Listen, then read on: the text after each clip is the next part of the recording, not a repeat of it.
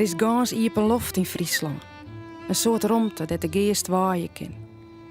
Er is krekt wat meer tijd om diepe jänst en nochteren lichten zijn liekwicht vinden te litten.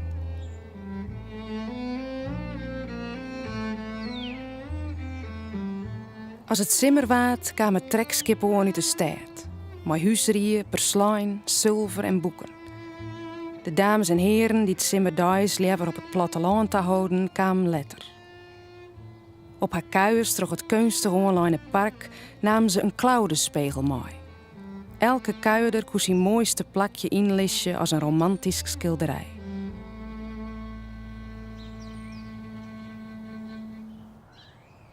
De man die je wennen, die eigenlijk maar IP, in zijn rijkdom, die kon alles keerpie wat er maar havoer. Het was wel een heel tragisch geval, want bij hem houdt het op. Dus hij en zijn mem haar nooit de deer van Nicolaas IP.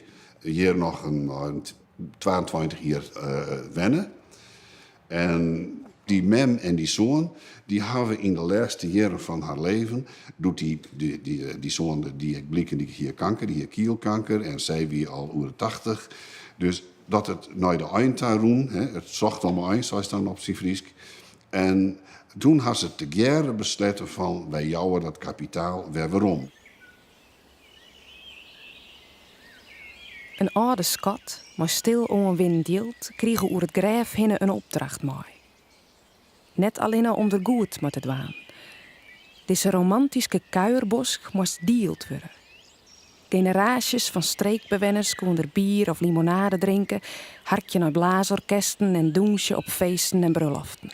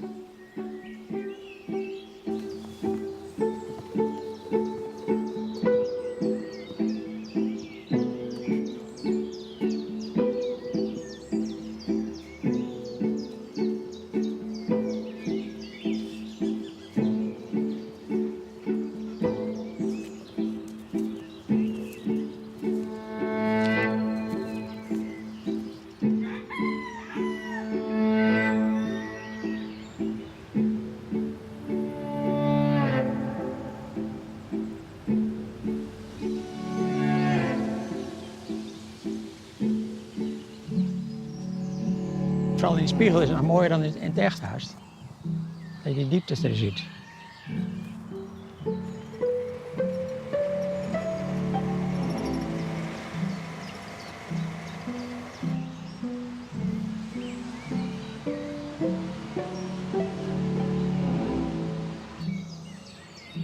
Hier zie je dus wat er over is van de oude Bowina-beuk. Ja, dit is de oude baronesse. Mevrouw Verloogsma IP, dat was een van de Bowina. En waarschijnlijk is in die tijd die beuk geplant.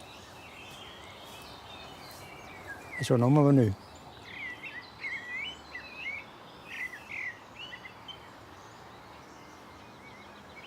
Voor ons gevoel staat hij op een plaats waar het heel prettig voelt. En dan, voor ons gevoel is het een plaats waar leilijnen bij elkaar komen. Leilijnen zijn energiebanen die over de aarde lopen. En bepaalde plaatsen kruisen die lijnen elkaar. En daar krijg je dus een versterking van het effect van die energiebanen. En heel vroeger wisten mensen het heel goed waar het was. En daar bouwden ze altijd de kerken. Als ik zelf ook in een oude kerk kom, dan ontspan ik helemaal. En als het ware lopen me de tranen over de ogen van ontspanning. Nou, ongeveer hier.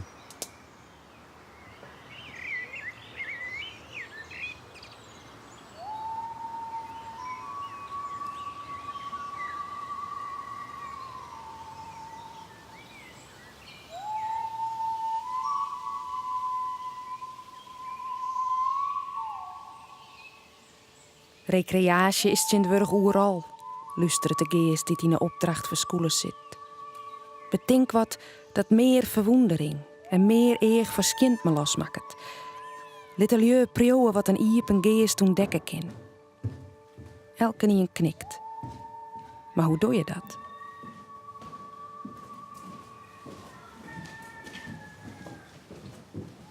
Het is correct andersom. Die doet Nicolaas IP het Hoes Bouwenlied. Dat wie in 1848, maar dat ben ik even kwijt. Toen had er de Tautenburg, wat een volle ouderhoes weer, dat weer een 16e-eeuwse koers of 15e-eeuwse koers, dat had er al brekken liggen.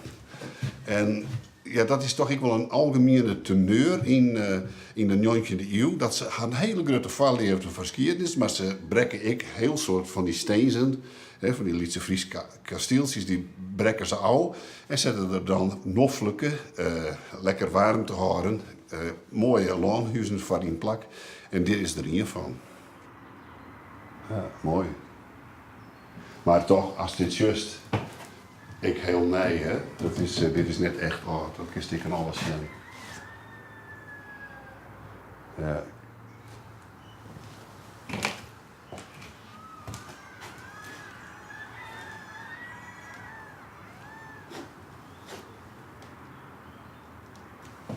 Nou ja, we zullen zien hoe het wordt.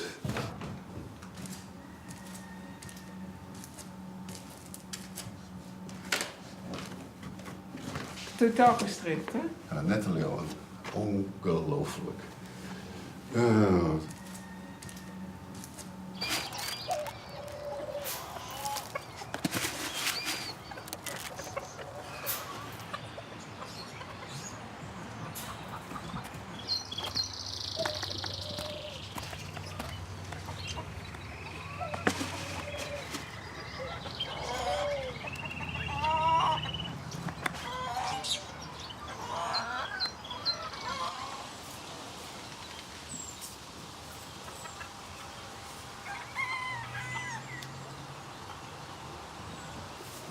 Toen wij voor het eerste keer het park bezochten, toen kwamen we eigenlijk langs deze lindenlaan. En het is een hele fijne manier om het park binnen te komen, want je wordt een soort van aan de hand genomen en binnengeleid. En dan langzamerhand begin je ook de villa te zien, wat natuurlijk een heel belangrijk onderdeel is. En er lopen hier allemaal hele mooie vogels over het veld. Maar je voelt dat je ook deel uitmaakt van verschillende landschappen, omdat je daar tussendoor loopt. En het park heeft zo'n ontzettende rijkdom aan vogels, maar ook aan planten en aan ervaringen. Het is, zoals in dit laantje ook, het is heel erg besloten, maar als je dan daaruit kijkt, dan zie je weer een vijver met een vergezicht ergens anders. En aan de andere kant is een grasveld en daarachter ligt weer een bos. Dus er zijn heel veel wisselende ervaringen en voor mij als architect is natuurlijk ruimte heel erg belangrijk. Dus de openheid en de geslotenheid en de transitie tussen ruimtes in. En dat heb je in het park gewoon ontzettend veel. Het is eigenlijk één groot architectuurproject. Ja, dat kunnen we ook wel bijhalen. Dus daar zit hij wel goed. En daar zit het nog ook goed. Maar daar zit het inderdaad... Dit is de plek? Dit is de plek. Want? Nou, wat mij ontzettend fascineert is dat het park, het is een park wat aangelegd is natuurlijk in het verleden, dat hier komt het park en de overgang naar het open gebied, wat Friesland zo kenmerkt, en de luchten komen samen. Ja, en dan word ik wat treurig van dat dit prachtige open gebied, deze prachtige open overgang, dat die wordt volgezet met nieuwe beplanting, nieuwe gebruiksruimte, waarvan we er al zoveel hebben.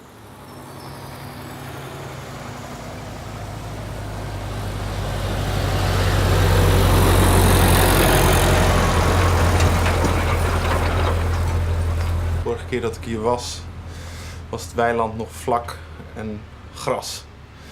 En nu zit er een halve meter grond op en zijn alle vormen ongeveer gemaakt uiteindelijk. Het is allemaal nog heel ruw, ze zijn nog druk bezig, maar het ziet er veelbelovend uit.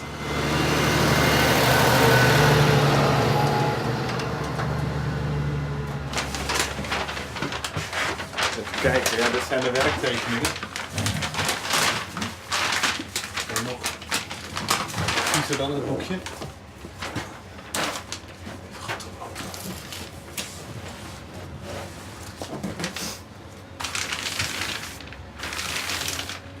Kijk, dus hier zie je die verschillende hagen bij elkaar komen in dit middelpunt.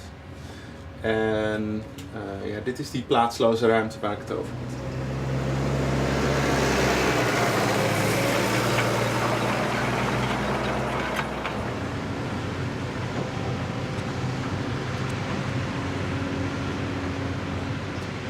Ik geloof wel dat er een paar felle tegenstanders waren. Het is natuurlijk een historische plek die er al heel lang ligt. Die ook toen ik er zelf voor het eerst kwam, ja, een soort van zelfsprekende schoonheid heeft. Ik kan me heel goed voorstellen dat mensen zich zorgen maken over of dat wel overeind blijft.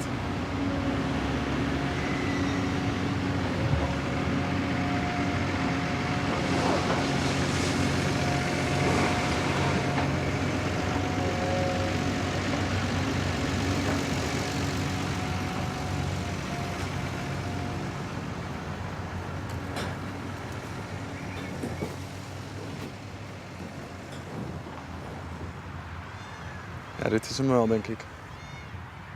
Dit is jouw plek? Ja. Waarom? Hier komen dus iets van 4 verschillende landschappen bij elkaar op één plek. Je ziet daar de oude villa door de bomen heen, langs de zichtlijn die daar ooit door de tuinman is aangelegd. Als een visuele verbinding tussen de villa en de kerktoren in Leeuwarden. Nou, daar zie je intussen helemaal niks meer van. Het is helemaal volgegroeid. Dus die is op een gegeven moment dood gaan lopen. En ja, dit ontwerp geeft eigenlijk weer opnieuw zin aan die zichtlijn die daar in dat tuinontwerp altijd heeft gelegen.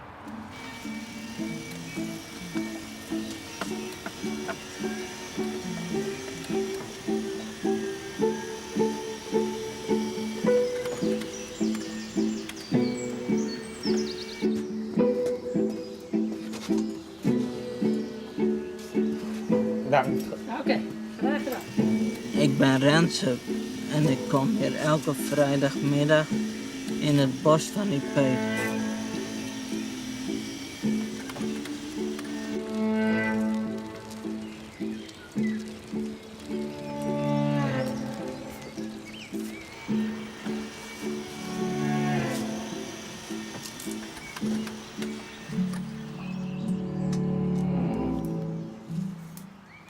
Rens, waarom is dit je plekje? Nou, je zit hier mooi beschut bij de bomen. En bij de bijenkas. En hier kruip jij altijd weg tussen de schuur en de bomen. Ja, hier ben ik wel geregeld. En vind je het prettig om je een beetje verdekt op te stellen? Of is het de beschutting die je zoekt? Ja, de beschutting meer. Ja? Ja.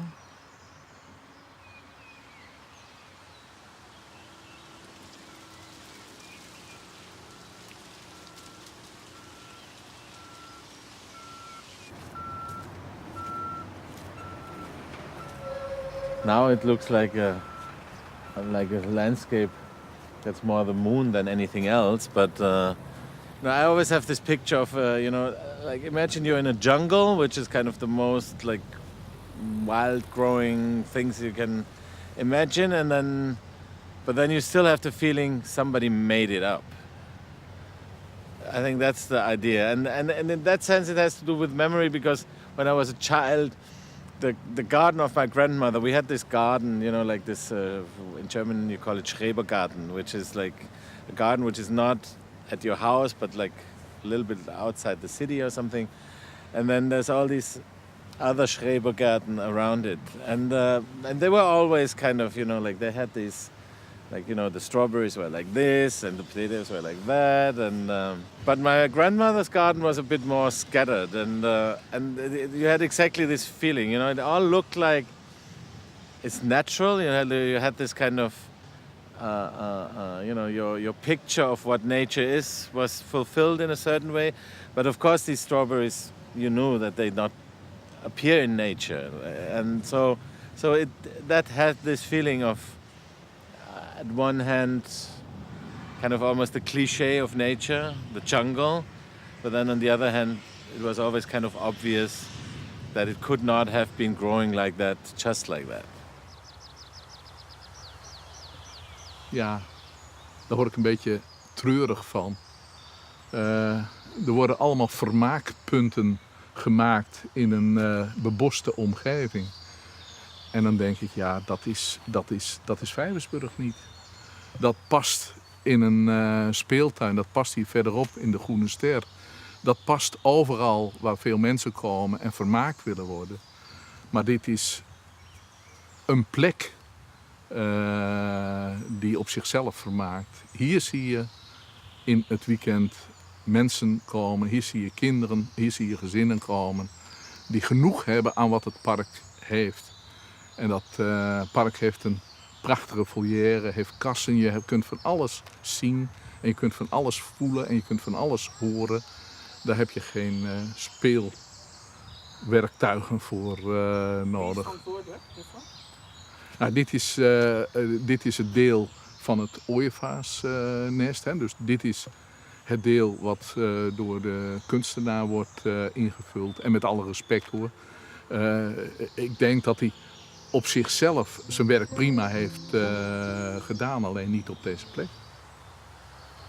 So over there we're gonna have a hazelnut forest, and you're gonna have some fruit trees here that are woven and with hammocks inside. But there's all elements that you have to discover. You know, you're not gonna be guided through it like a Luna Park or something. But you have to like walk around, and then maybe you discover something, maybe not, maybe you like it, maybe not, maybe you go to the next thing, maybe you stay for a while. And that's a bit like when I look in the mirror and that's the clouds, you know, like how they are kind of pushed around by the wind, and how they look in itself is not kind of geometrically pushed in a certain direction.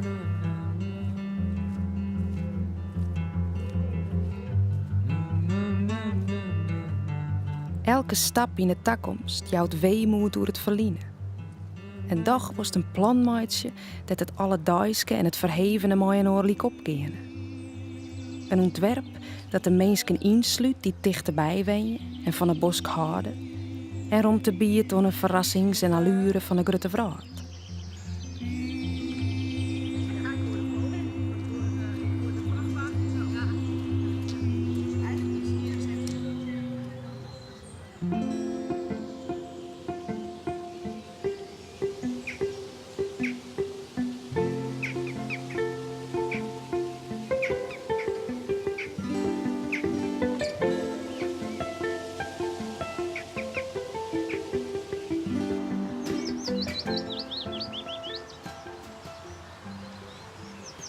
Het aparte is dit paardje, dat nemen ze het Lieneleentje. Dat is het oudste stuk van het park en dat is rechtuit. Dat is rechthoekig, zeg maar. En dat is het oudste oerblijfsel van de Franse tuin. En daarna is die tuin in een aantal fases is hij uitbreiden en inrichten als een Engelse tuin. En een Engelse tuin is een kronkeltuin. Dat mast eigenlijk een beetje pas naar binnen ta. Er is geen een aan. Dus dat had de illusie van heel groot, maar tegelijk wist op diezelfde wat bromwerpen.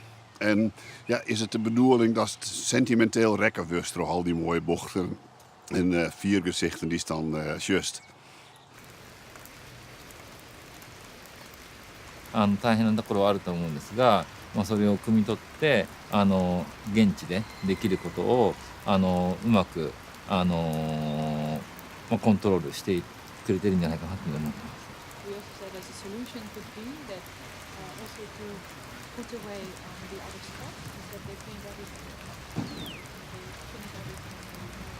す。建物の中に散策路が広がっていくような雰囲気で、ホールにたどり着いて、ビラの方に歩いていけるような、そういう感じになっています。それと同時に、この3つのガラスのスクリーンが公園の既存のエリアを3つに緩やかに分けるということと、ガラス自体が建物全体のストラクチャーになって屋根を支えるようなものになるっていうところで言ってみれば、ガラスだけでこう出来上がるようなそういう透明で美しい景色を反射したり透過したりするような、そういうものが出来上がってくるんじゃないかなというふうに思います。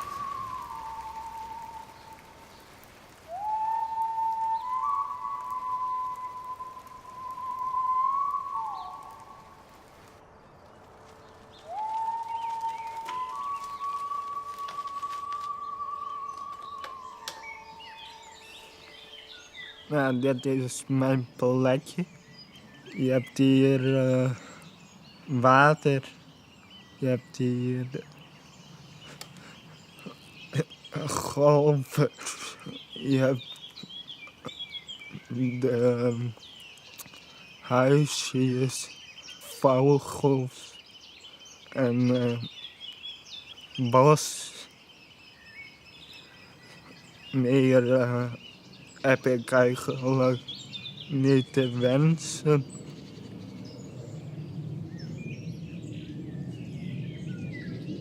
Gaat hij doen, Albert? Hij gaat zijn balletje zoeken. Kijk, hij kijkt nu ook naar mij. Vindt mij ook bijzonder. Nu ziet hij dat hij op een tv komt. Gaat hij populair doen. Het is een beetje stereotyp. De golven, dat is een soort elite. En elite, dat hoort gewoon in één keer goed te gaan. En als het dan misgaat, dan zie je dat het ook maar gewoon mensen zijn.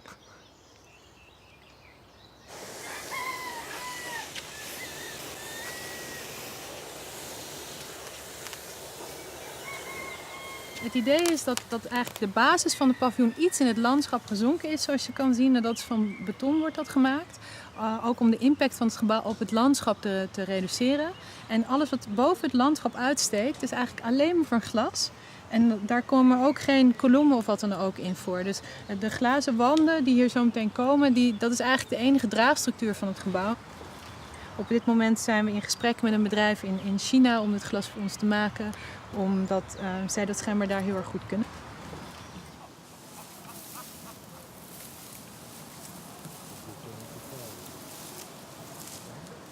Ja, schande. Daar komt ook nog valeriaan op. Ja, verdamt. Hier.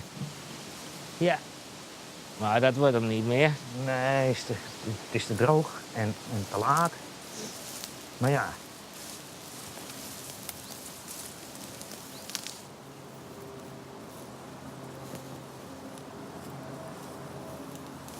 Zit Sule nog... Oh nee. Nee, zit niet wel uitbloeit. Ja. Waar zoeken jullie naar? Ja, we zoeken om de laatste vlinders. En dat zijn niet veel soorten meer, maar dat kan nog een gehakkelde Aurelia wezen. Maar de meeste kans is op de kleine vuurvlinder. Maar ja, het is nou wel een beetje te veel van gooien. Die zal zich nou ook niet laten zien. Maar ja, dan struinen we zo even en we zien naar de begroeiing. Daar staan een hoop wallensporten. Hoe vaak struinen jullie hier?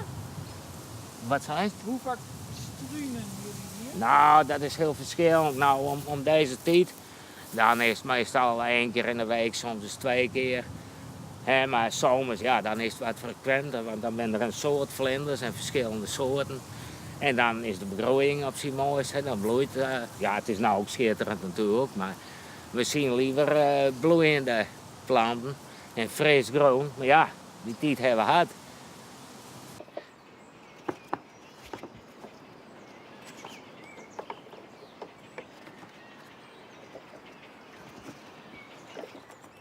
Is dit jouw vaste werkje? Nou, soms wel. Wat doe je hier het meest? Nou, ik doe wel verschillende dingen. Houtkloven en paarden vegen. En...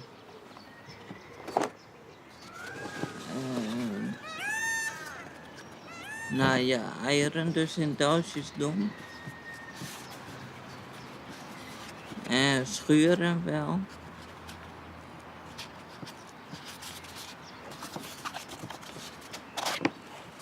En wat vind je het leukst?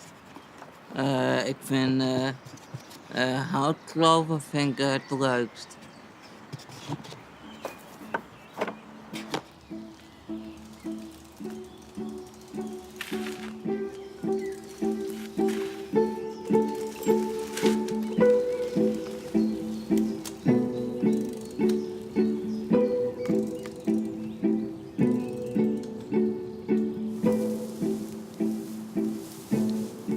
Oh, kijk, daar staan weer hemelsleutels.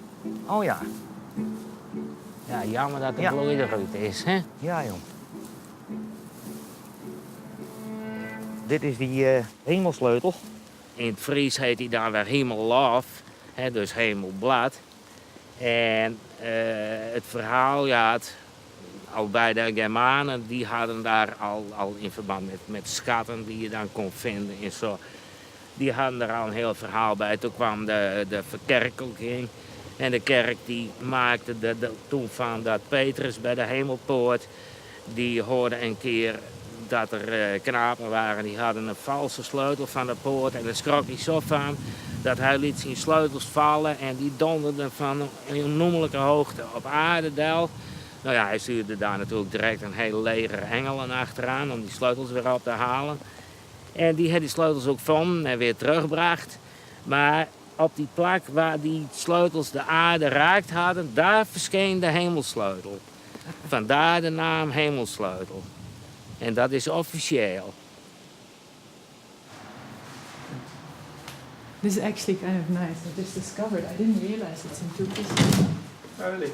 Because the staircase is on it's kind of fake. Cute.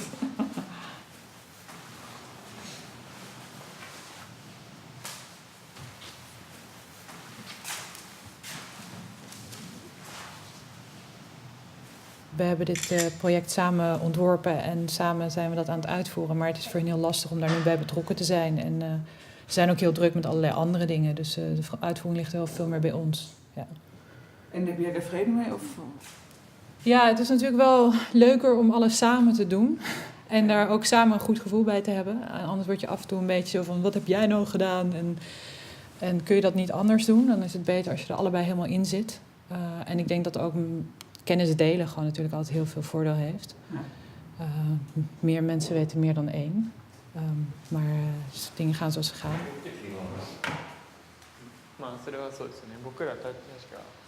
Waarom ontbreekt Junior jou? Ik denk dat hij het niet zo goed eens is met hoe zaken gaan. En dat hij het liever wil op zijn manier. Maar soms heeft hij niet helemaal in de gaten hoe het gaat. En soms vindt hij ook ineens dat of dan weer helemaal dat. En dan is het ook heel lastig te volgen voor de opdrachtgever en de aannemer. En misschien toch lastig om met meerdere architecten op één project te zitten. Het project is gewoon ook niet zo heel groot. Dus dus probeer het best van te maken.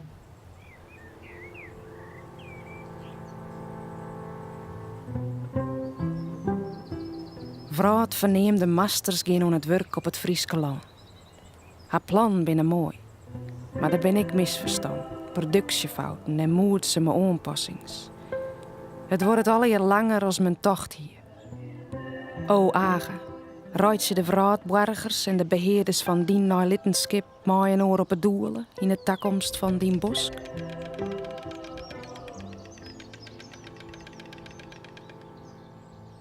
Het idee om het park, dat altijd een parkwest had voor de Wargerij, om dat nou te broeken als een kunstenpark, als een beeldenpark, dat vind ik heel goed. Ik geloof dat het totaal in overeenstemming is met wat de bedoeling van het testament was had van die Agelooksma IP.